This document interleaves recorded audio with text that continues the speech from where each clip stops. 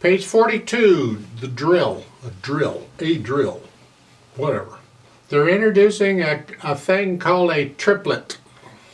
I hope you got the counting down pretty good, because now it's going to get a little more involved.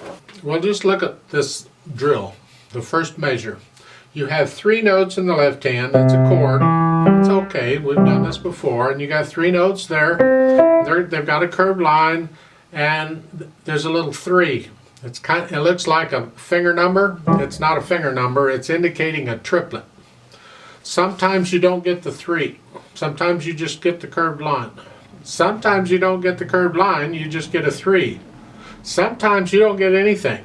You can only figure out it's a triplet because you got too many notes for it to be otherwise, and because you notice the notes are beamed together. There's 3/8 notes beamed together. They beam them typically by the beat. That tells you there's 3 notes in this beat.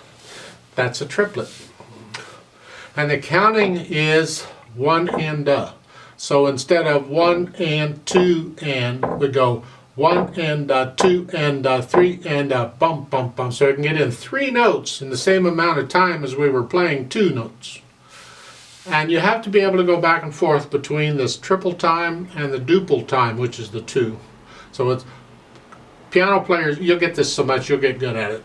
Take my word for it, you'll get good at it if you're not. Other instrumental players tend to struggle with this. They don't get it as much, but we get it a lot. It's like 1 and 2 and 3 and 4 and 1 and 2 and 3 and 4 and 1 and 2 and 3 and 4 and. So the beat's the same, and we're just switching between 3 and 2 notes. So in drill, that's basically what we're doing. It's a 1 and 2 and the left hand plays that.